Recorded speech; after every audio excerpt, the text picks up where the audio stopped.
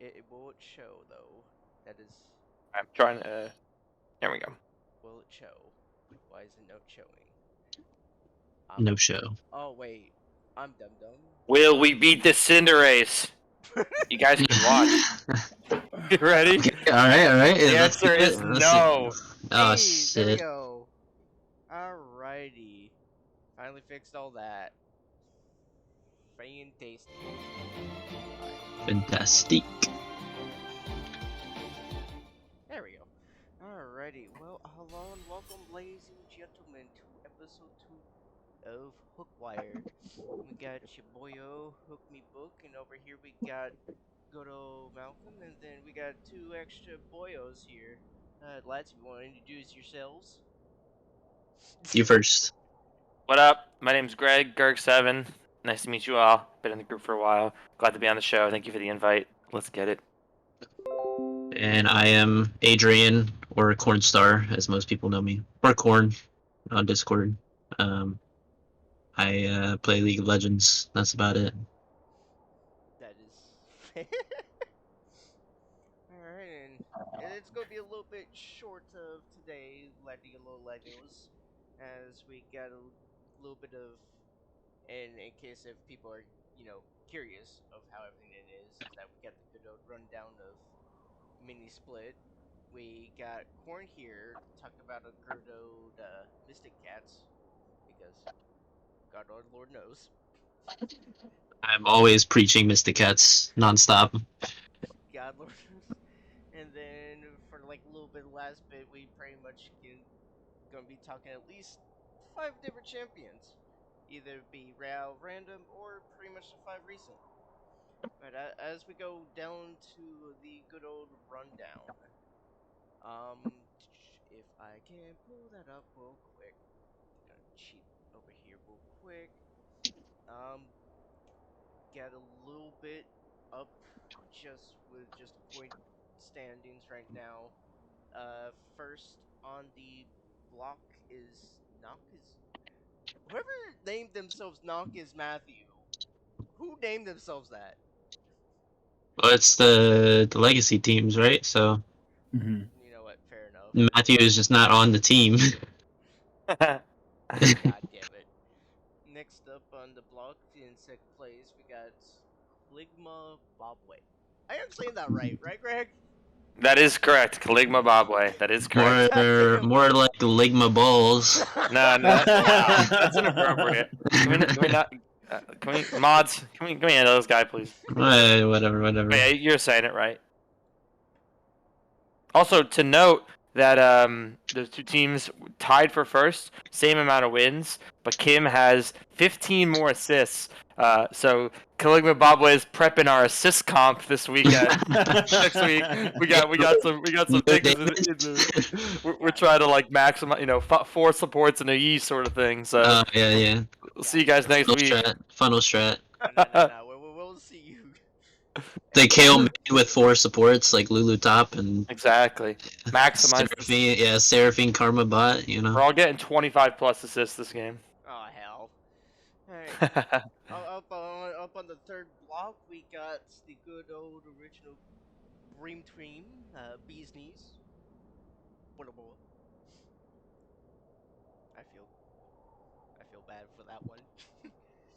And then fourth place going down is LSOF. I don't know. Oh, Little Shop of Fudgy. Little Shop of Fudgy. That's still a mouthful. And then fifth is Supal. Sixth is the worst gym. Damn! Wow, we're just gonna skip over Zoopals just like that. All right, I see how it is. Everybody. To be fair, we had a 0-4 week, so we can skip over that. And then up on seventh place, we got Icy Hot Pack, and then on the runner back is UTD. And I mean, overall, it's still a free for all.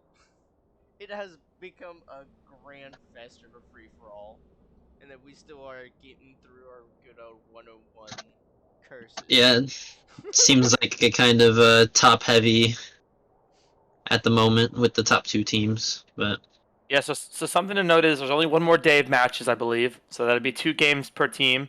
So if you look at it now, KB and Kim have guaranteed themselves the 1 and the 2 seed, based on their win totals because it's 10 to the 6.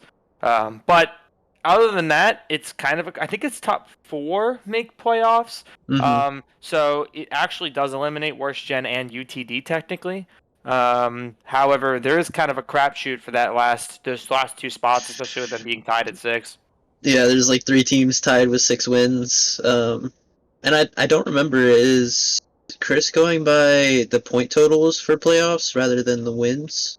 I believe so, but I Okay. think if obviously there is the idea of assists and participation impacting it, but honestly, wins mean so much. Yeah, wins means the Um, most, obviously.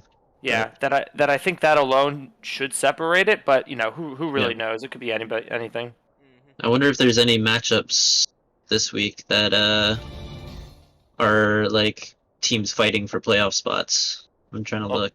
well, let's see. So Uh, the top 3 Not fighting for that really. playoff spot are Zoopals, Little Shop of Fudgy, and Bee's Knees, but none of them are playing No, everyone each plays other. teams that are not. That of course it Yeah, would work out that way. of Who course it wants would. competitive games? Yeah. Well, Who wants the fun stuff? We're just Right. gonna leave it up to chance. yeah, that seems like it. All right, and that gives the good old rundown. All right, and now, without further ado, Corn, if you want to introduce to and preach towards the choir of the Mystic Cats. I love preaching to the choir. Uh, yeah, so I'm sure there are a few people who don't know what Mysticats is, even though I do preach it all the time, and I have been for almost 2 years now. We're basically a team made up of the brothers from, or it started out as a team made up of brothers from PMALCS, and we created this team to compete outside of the league, because a lot of us wanted to, have a different competitive outlet. Um, and so we created the team in order to do that. And it started out with a few of the Plat brothers, or the higher ranked brothers, and we made a platinum team to compete in Blue Water League, which is currently the only league that we've competed in. We are looking to expand at some point, but um, as of right now, we're still just competing in Blue Water League. But um, recently, we've decided that we wanted to expand the Mystic Cats name or brand or organization, whatever you want to call it, into multiple teams. So now we are planning on 3, maybe 4 League of Legends teams. We have a Valorant team who is currently they've been doing tournaments and stuff currently. They're keeping up with that. I remember watching their first tournament. They did pretty well. I think they made top 16, or quarterfinals or something like that. And then also TFT. We've been we had a TFT team during the last I guess split. I think it was set 6 or 7. That we had that. I would have to double check, but either way. So yeah, we're trying to expand into more games, more teams, and all that good stuff. And currently, I am the how would you put it? The teams manager for League of Legends, for the League of Legends portion of everything. Um, and also the team captain of Mystic Cats Black, which is our platinum team. Um, so that's kind of just the introduction of Mystic Cats and where we came from, yeah. Nice, nice, nice.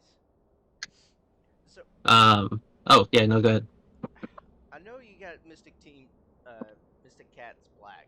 What other teams are there? Yeah, so We Mystic Cats Black. It used to be just Mystic Cats. That's just what we were before. Since there was only one team, but now that since there's multiple, we're putting, I guess, colors or other extra names on top of it to differentiate. So we have Mystic Cats Black, which is our platinum team. Mystic Cats Gold is our gold team. And then Mystic Cats Red is our iron, bronze, silver team. And then we have Mystic Cats TFT and Mystic Cats Valorant. I'm not sure if they would want to put a color or like a, you know, an animal or something to their to add on to their name. But as of right now, that's just what they are. I think they go by just Mystic Cats wherever they compete. But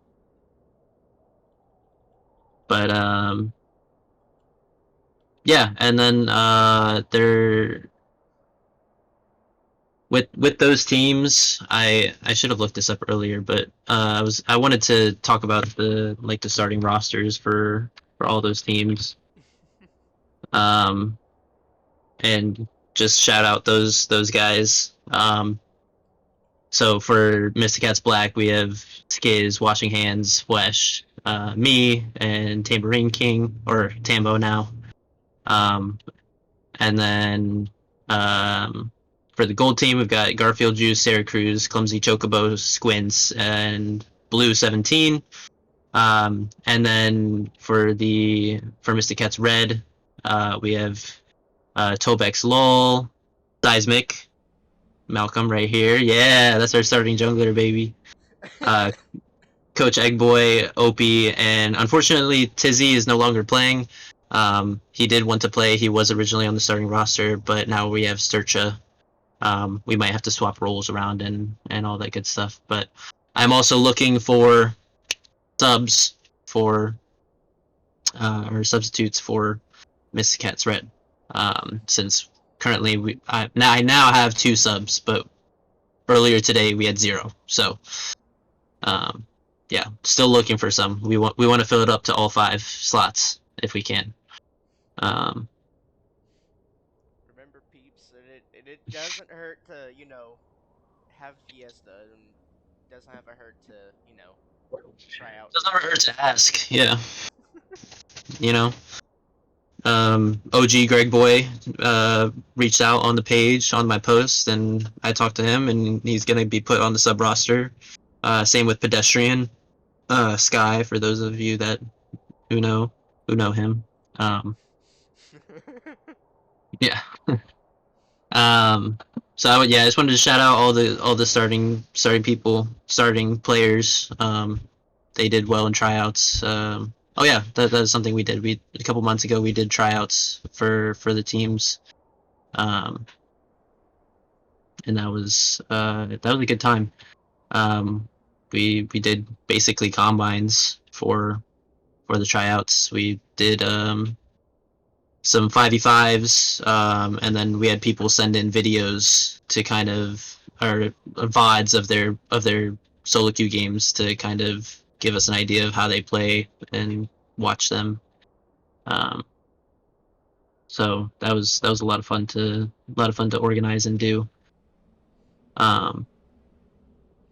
Y'all have any other questions? I have to say though, you definitely give like a whole new meaning to like organizing like a whole bunch of different teams. I definitely tip Yeah. my hat off to you on that one. Well, I should give a shout out to Josh. He's kind of our, I guess you would say, general manager, president, whatever you want to call it, for Mystic Cats. He's been running the whole show. Not necessarily behind the scenes. He's very vocal, but yeah, he's been the head of everything.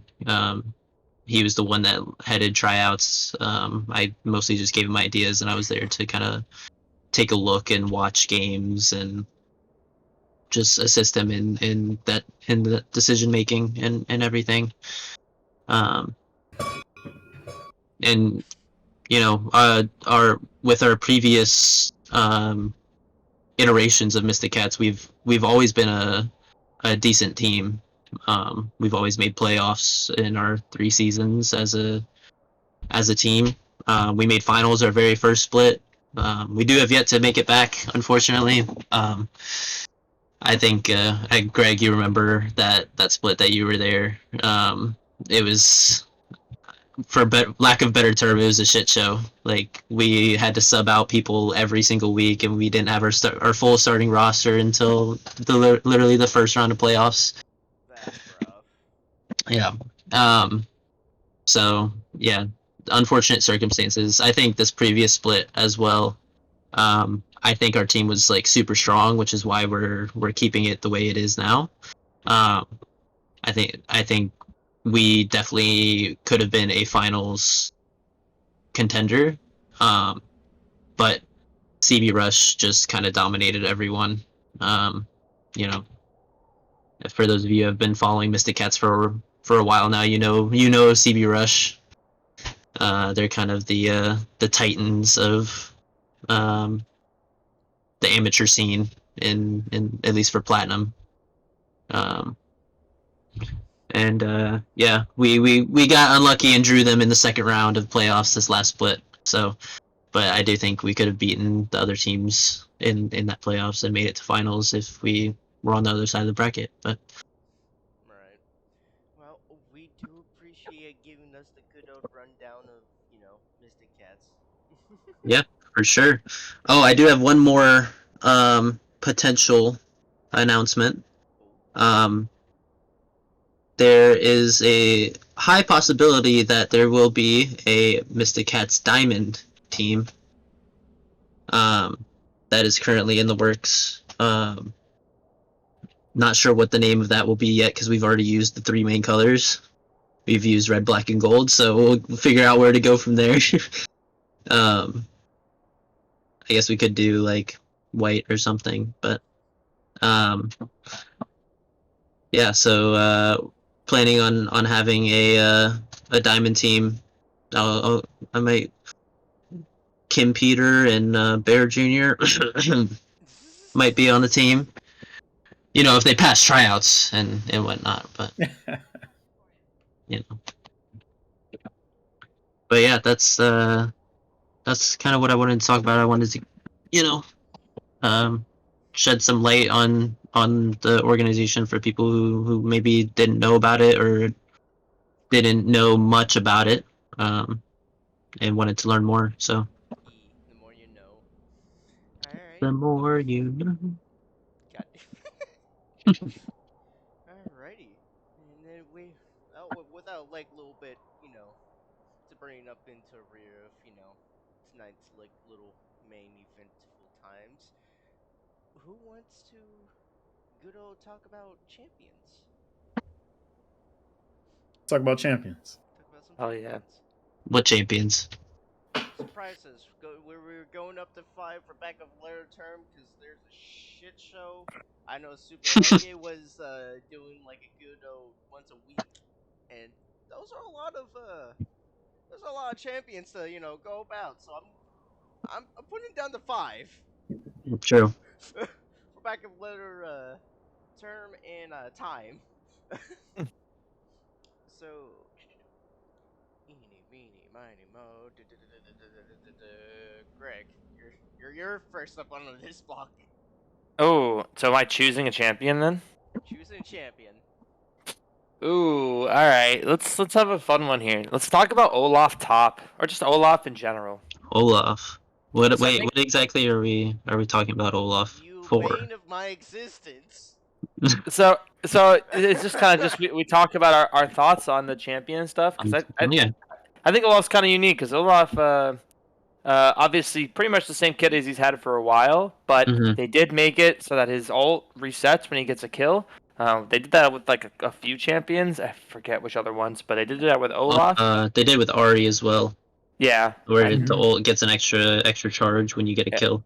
I think there was like a couple. There's a Mordekaiser as well. No, not Mordekaiser. I was about to say, damn, Mordekaiser is so Swain. broken. The reset. Oh my god. Yeah, Swain. True. Swain. And it's not for Olaf. I don't think it's on kill. I think it's just as long as you continue attacking, Auto it'll. attacks. Yeah, Right. Yeah. Yeah. we'll keep going. So it So could be infinite, technically. Yeah, so I think Olaf's kind of unique for a couple of reasons. Number one, going off stats, Plat Plus right now, highest win rate top laner, 52%, almost 53% over like 50K games, which is really solid. Makes sense. But honestly, has no hard CC, which makes it kind of interesting. And I also find that, correct me if I'm wrong, but only Nick has played it in PMALCS this season for Chris's league. I don't think another other person has played Olaf top. So I find it unique that it's a champion that you would think is relatively easy, for the most part, with kind of a high skill level, or I should say a high like success level. But not many Mm. people play it. Yeah, it does seem like a very oppressive, like, laner. Just with the the long range Qs and the chase down potential. It's very scary, I would say. But I'm not sure how many top laners in this league have actually practiced it. So maybe that's why it's not prevalent in the league currently. I mean, I can see and vouch for Olaf being a very problematic champion in my eyes because I'd go more like a very Buffy person, but Olaf just is kind of just, hey, you a tank. I don't care. I'm beating you down with sticks. Yeah, pretty much. Yeah, There's true damage on the E too. I'm pretty sure that cooldown goes down when you auto attack as well. So like basically you just want to be auto attacking all the time. Hmm. Yeah, it's interesting too because his core build path, and again according to Analytics, is Stridebreaker into Ravenous into Sterix. So you're really not even going tanky, but you're just such a beast, and you have so much sustain through through your W and just the true damage we're talking about from the E. It honestly puts in work.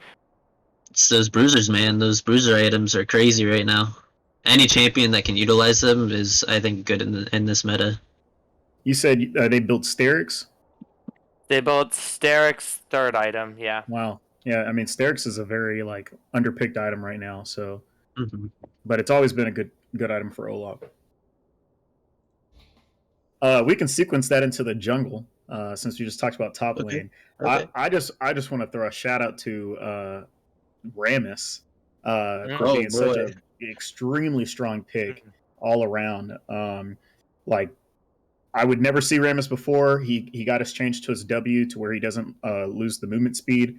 But also with Jack Show, with how strong that item is, I think he's just uh, he's a wrecking ball. So um, Came in like a wrecking Oh ball. God, no. Ah.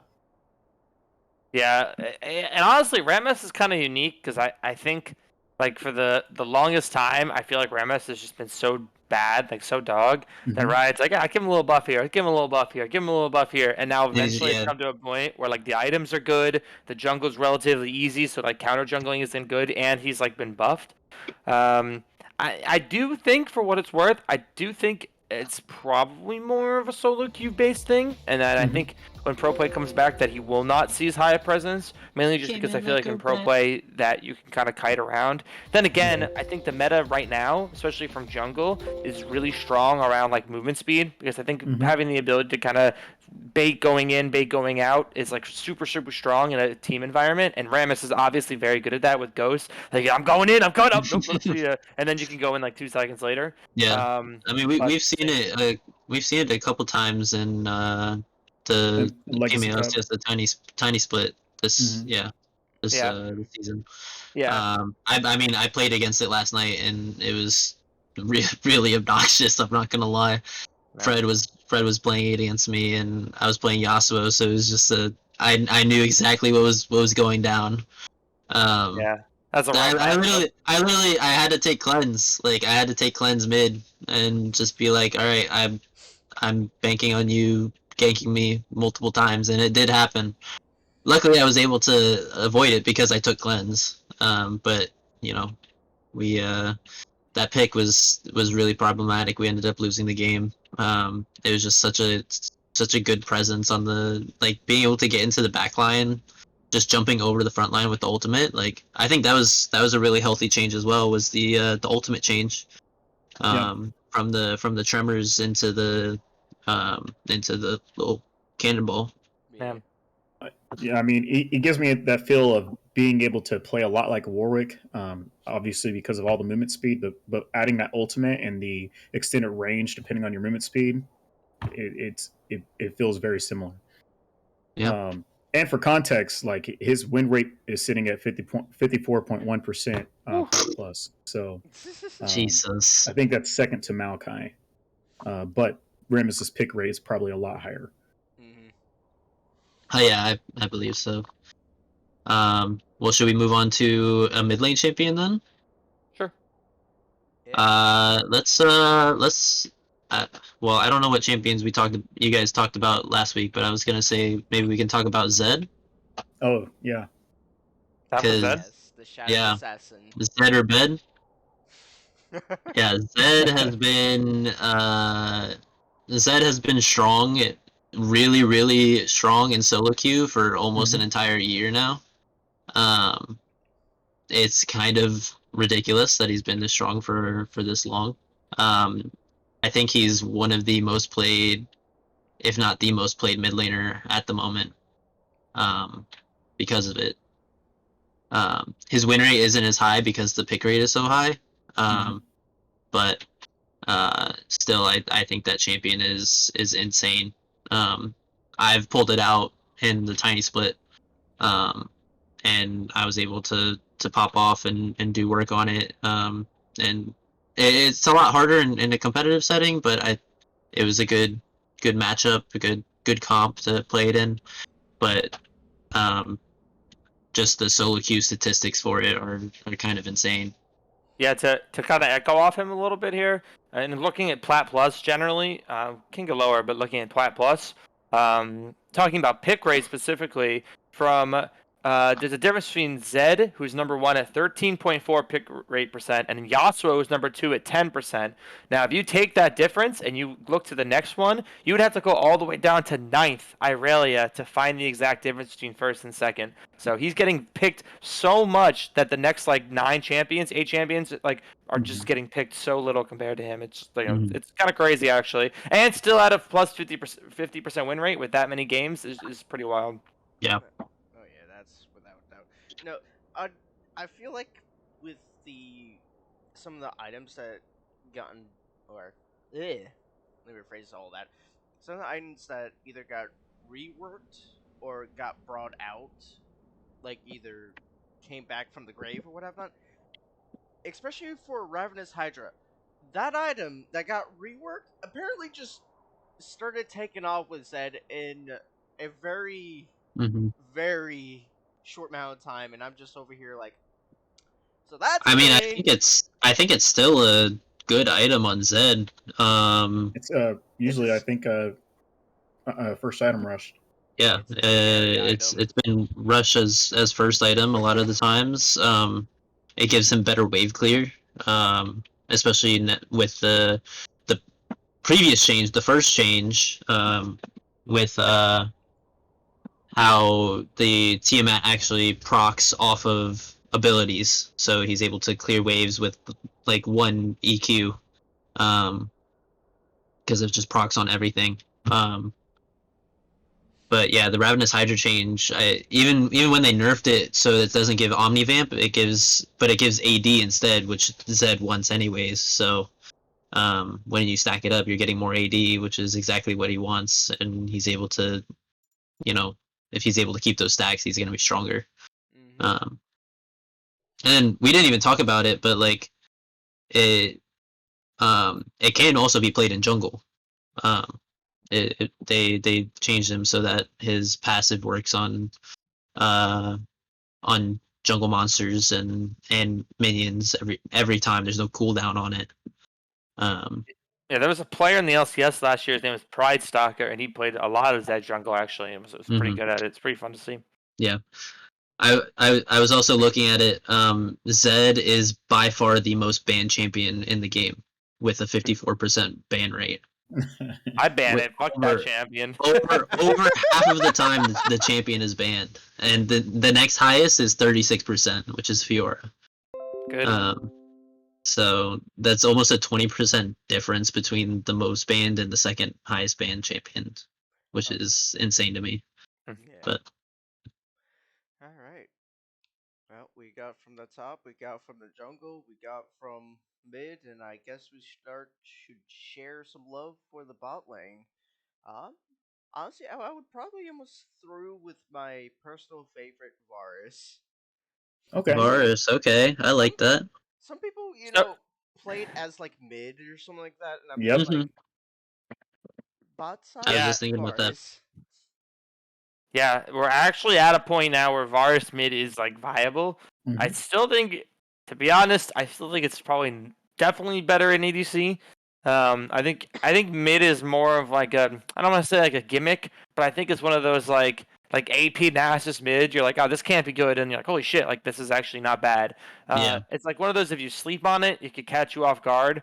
But I feel Mhm. like the thing that it doesn't do better than what others do in that role. And what I mean by that is, like, if you're going mid lane, right, and you want to play that role that Varus is serving there, you generally want to go for like long range mages that also have like more reliable CC in their kits, like your Luxes, your Zerats, your Anivias, your stuff like that. But I yeah. The feel like with CC Varus, not being on the right, ult.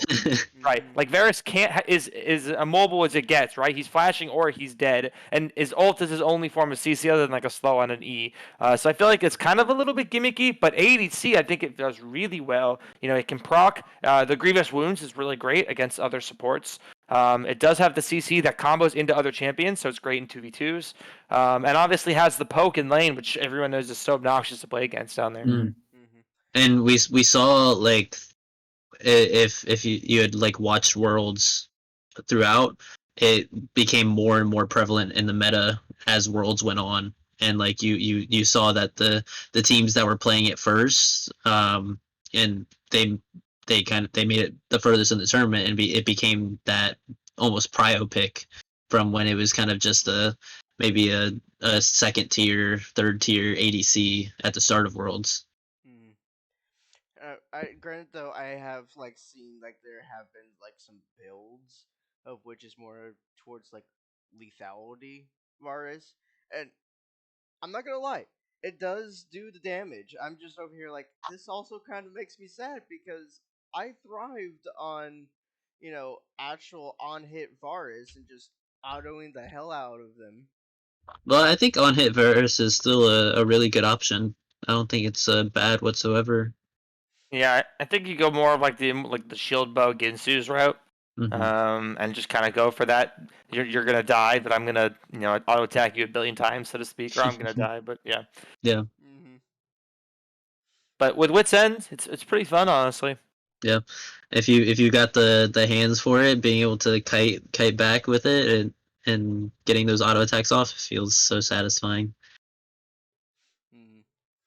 I should probably pick up some Varus more Mhm. uh, for the Mythicat split that is coming up soon. Nice. So Yeah. All right, support. Support. yeah, let's pick a sport. All right. This is your run, Greg. You got Oh, it. I'm taking this one, and I'm honoring Justin's request in chat. Let's talk about Yumi. So, Okay.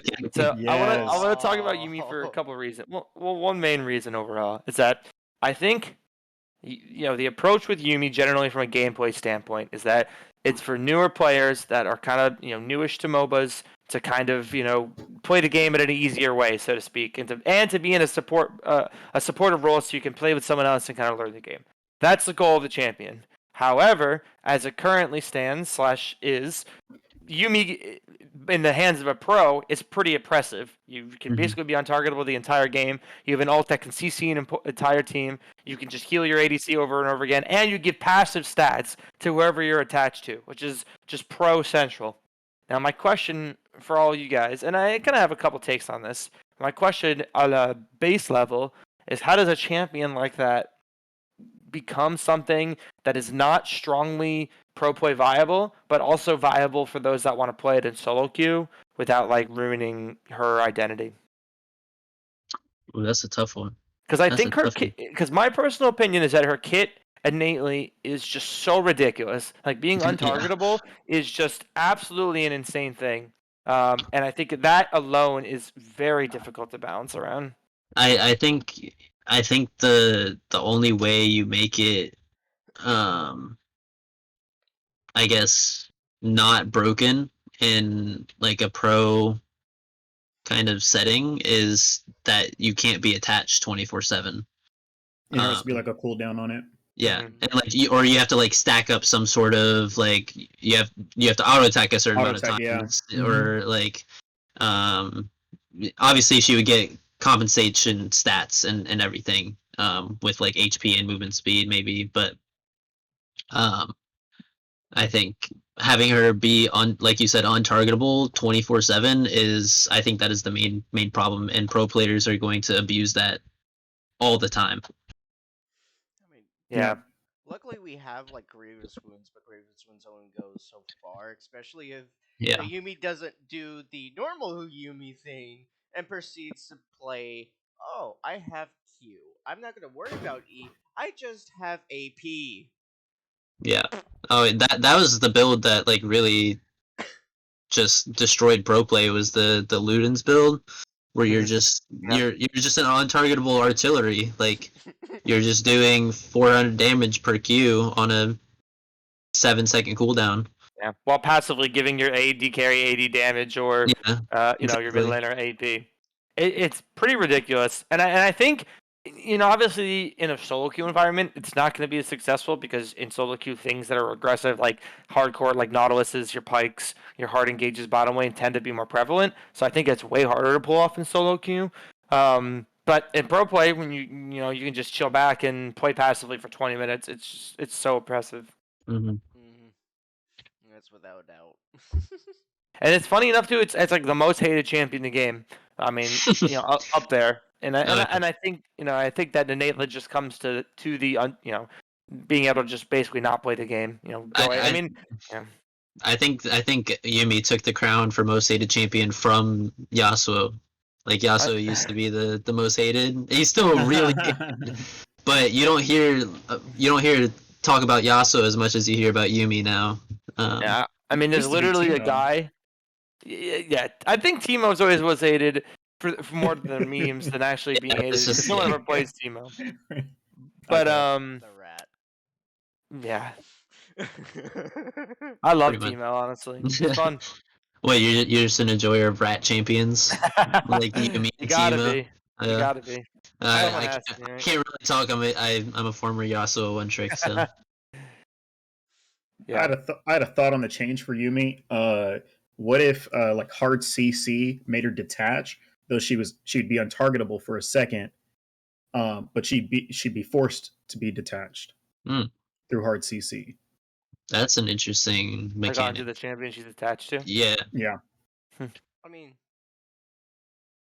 that seems. That seems like a decent idea. It's just I'm curious, like, is she able to reattach to someone else immediately, or is there a cooldown? Like, I feel like if there's. Oh, go ahead. No, go ahead. I feel like if there's the option between like you are attached for 15 seconds or 20 seconds versus that option, I think I would take that first option. Mm-hmm. But I do feel like that first option isn't necessarily like enough to really make a difference, right? Because you're attached for 15 to 20 seconds anyway in team fights. So if you're attached for 15, I think of that more as like a I don't know. I guess it depends on who it would be. More like an allowy alt, right? Like you're attached to that 15 20 seconds, and you just don't fight for that 15 20 seconds, and then you go in hard. I think the hard CC aspect is a little tough, mainly because like when you're hard, like it could happen at any time, right? So if you get hard CC'd, your goal was to peel the ADC, but if they get hard CC'd once, you're just done. You cannot do anything to protect them whatsoever. Which kind of, you could maybe make it so she couldn't reattach to that target, but could reattach to another one. But at that point, it kind of ruins like what the goal of her to do is to peel the ADC in those fights, Yeah. But right. I think one of those kind of changes definitely needs to be done for the health of the champion going forward, for sure. Oh, that's without doubt. Yeah. All right. Let's see. God, it's so obnoxious. Alright. God damn it. Yeah, Alright. it's pretty impressive. Yeah, and as much as I hate to admit it, it is a very high skill ceiling champion. Like you notice a huge difference between a really good Yumi and a bad Yumi.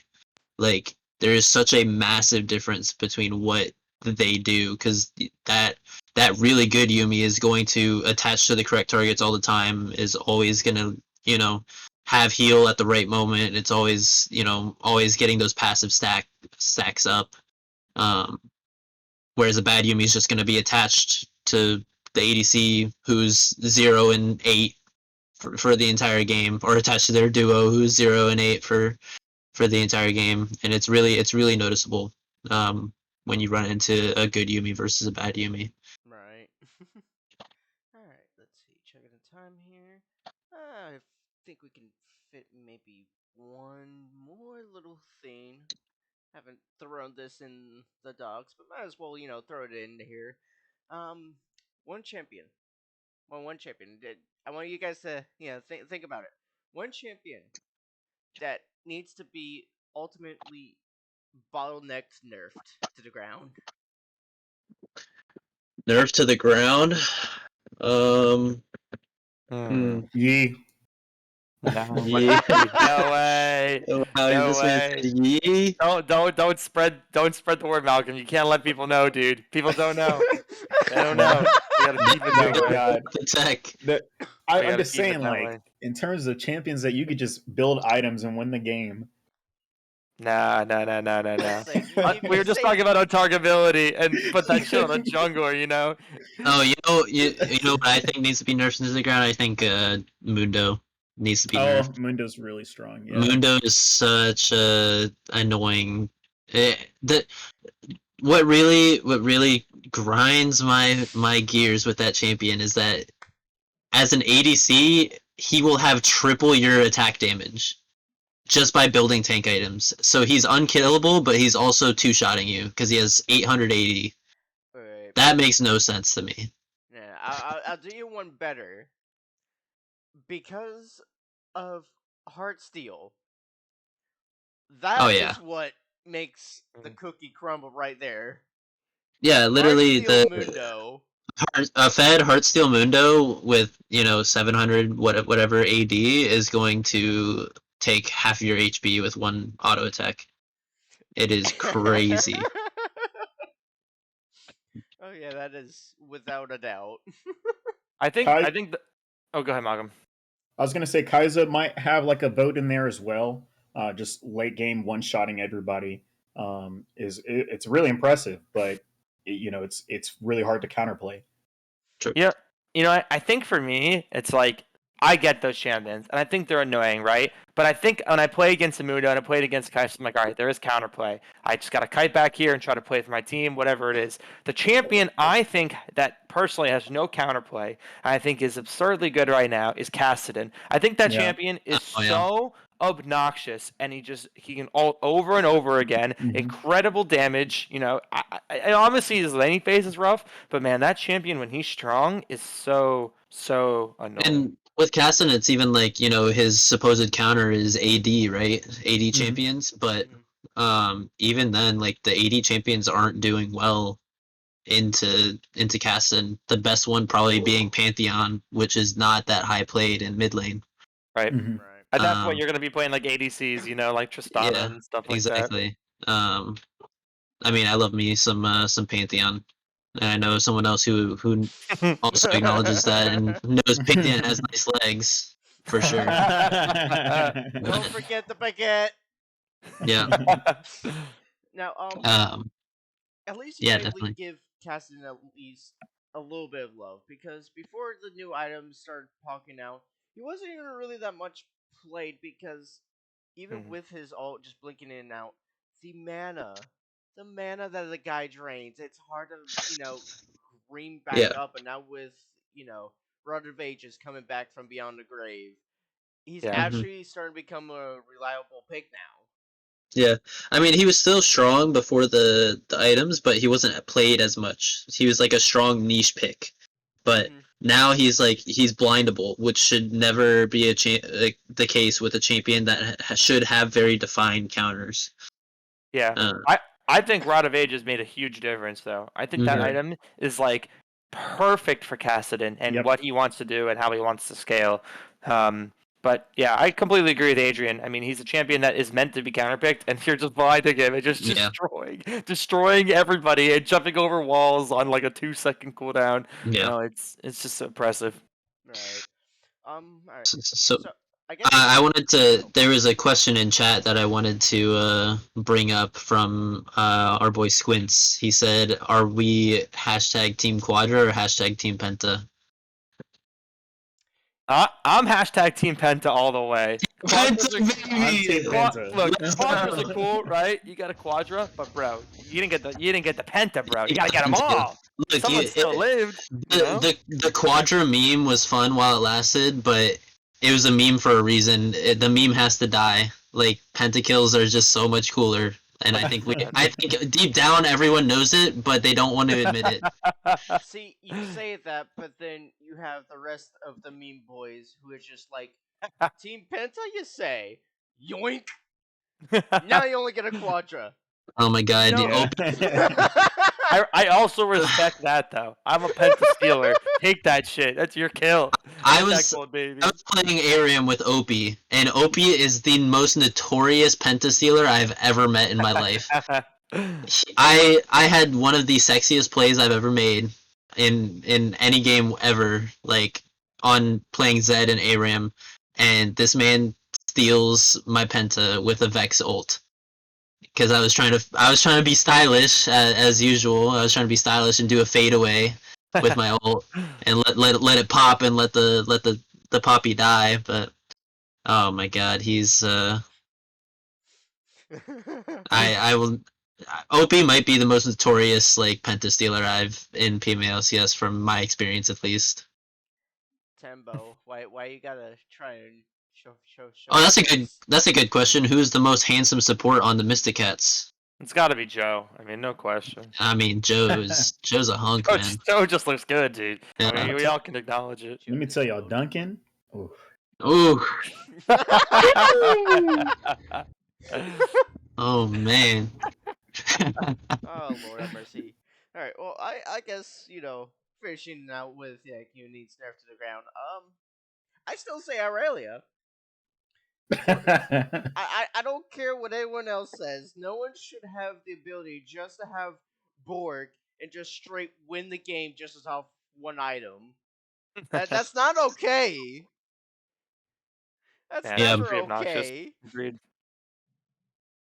I don't think she's as oppressive as she used to be, but she's still like even with the low win rate, it's still such an obnoxious champion to play against. Right.